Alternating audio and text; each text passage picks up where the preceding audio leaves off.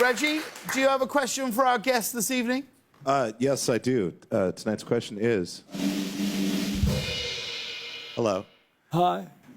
With the recent release of Pentagon footage of unidentified aerial phenomena and things like Project Blue Book and ATIP and all of these various things, in your former position and currently with the current information that's released, what's your viewpoint on what these objects that seem to defy all laws of physics are?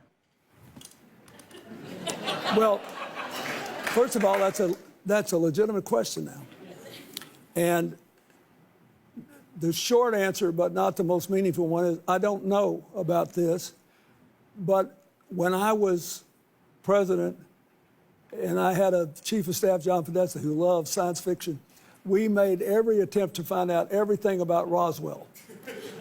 And we also sent people to Area 51 to make sure there were no aliens in a deep, because Area 51 is very important. Who do you send to Area 51? Oh, if I told you that. No, actually, I sent my Sandy Berger, who passed away sadly a couple of years ago, who was my national security advisor. But I said, we got to find out how we're going to deal with this, because that's where we do a lot of our invisibility research in terms of technology. Like, how do we fly airplanes that aren't picked up by radar and all that? So that's why they're so secretive. But there's no aliens, as I know. On the other hand, Hillary and I went to Hawaii in 2018 to the Big Island, where all the telescopes are on top of the mountain, you know, including the Keck telescope, the largest in the world. And several countries have scientific teams there.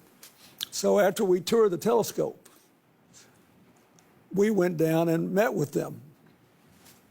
And I said, do you guys argue about the likelihood of life in outer space? He said, we have huge arguments. I said, you do? He said, oh, huge.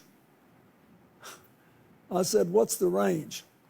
He said, there are those of us who think it's 85% likely, and those of us who think it's 95%. He said, these are people who spend their lives doing this. He said, we think, in other words, it's very unlikely that there is not life. There are a billion, not a billion planets, a billion solar-like systems.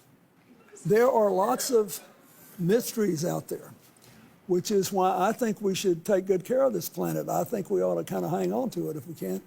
And I think,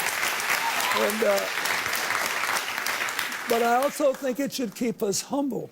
There's a lot of stuff we don't know. Ladies and gentlemen, President Bill Clinton. We'll be right back, everybody. Thank you.